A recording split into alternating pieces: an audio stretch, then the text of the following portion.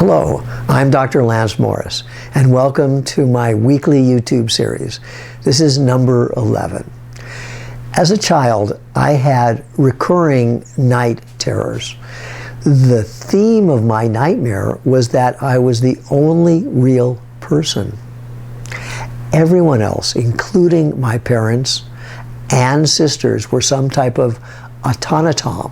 This is a human robot.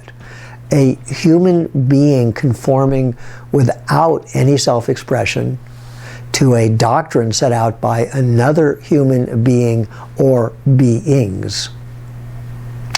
I would often wake up crying and fearful. My mother would come to comfort me. She would always ask what was wrong or what was making me cry. I knew that I could never tell her. If I was to expose myself, then the proverbial cat would be out of the bag. In other words, I would be exposed, and she would have to tell those in charge. This would result in my death, or to be reprogrammed so as to become an automaton myself. This condition lasted for years.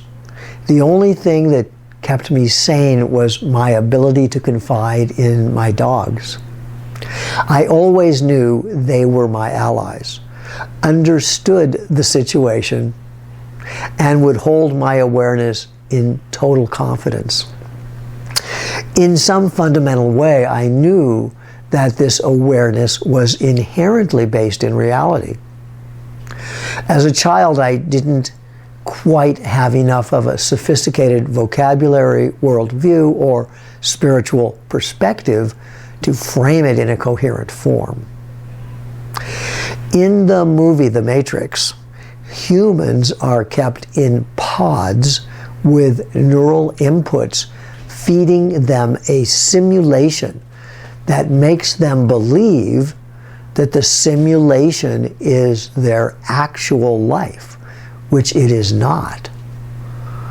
In Hinduism, the concept of Maya is the powerful force that creates the cosmic illusion that the phenomenal world is real. Part of the reason that we are so intrigued by movies like The Matrix is that they mirror some fundamental truth about reality which our subconscious knows.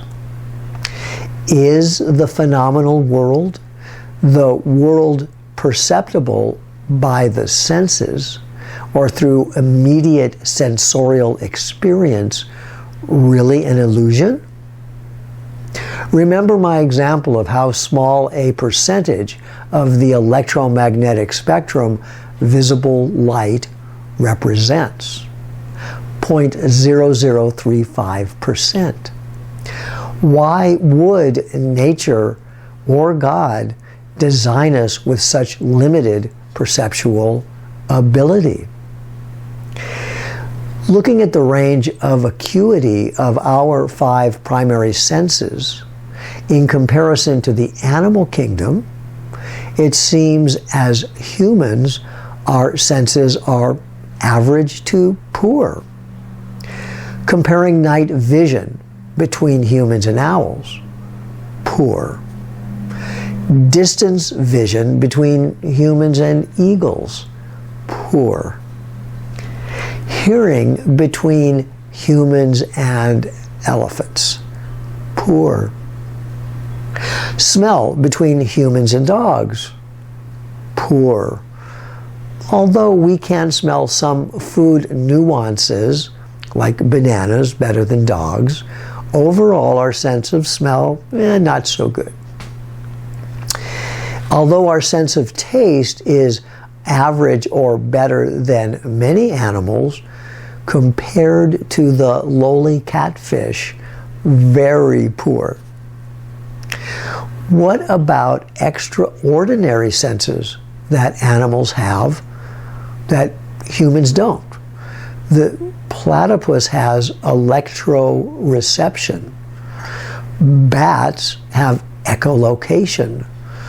Snakes have infrared radiation detection, and bees, amongst other organisms, can sense the Earth's magnetic field. Let's talk about touch. Other than spiders, our sense of touch may be the most refined in the animal kingdom. This is curious. Why would our sense of touch be preeminent?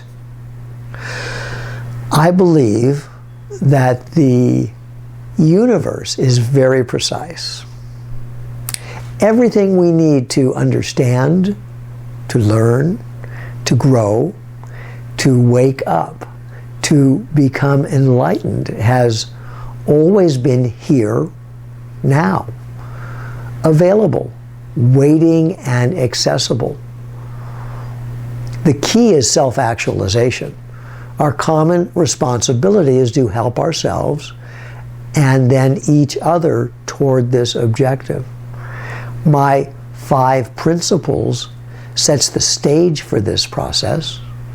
Michael Newton's Soul Cluster Study Groups frames the context. From modern physics, we know that physical matter is mostly empty space. 99.9999999% of your body is empty space. If we lost all the dead space inside our atoms, we would each be able to fit into a particle of dust, and the entire human species would fit into the volume of a sugar cube. Wait a minute. Is that for real? Yes. This fact alone would support the idea that the phenomenal world is an illusion, or Maya. Couple with this fact how little we actually perceive of this world through our 5 senses, then this illusory quality is magnified. Just like the simulation in the Matrix, we are truly unable to see or even suspect the nature and quality of reality being withheld from us. As I often like to say, increased density does not mean increased reality. Yet, how is it that our perception is so real to us? If we are really mostly empty space, then why can't we walk through walls? The answer is paradoxical. As humans, we exist through a continuum of vibrational state changes. In our phenomenal state, we are like ice that's solid. And when we are like water as a gas, we are not solid. Is one state of water more real than others? No, of course not. They are merely different stages of a continuum of reality. As humans, is our body state less real than our disembodied state? No, of course not. They are merely different stages of a continuum of reality. To reframe the concept of Maya or illusion, it is not that our phenomenal world is not real, but rather that in and of itself, it represents a very incomplete and partial perception of reality.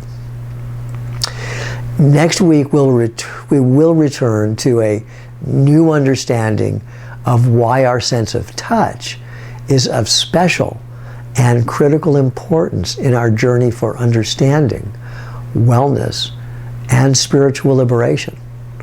Please join me and remember to like, share, and subscribe to my channel. Thank you again.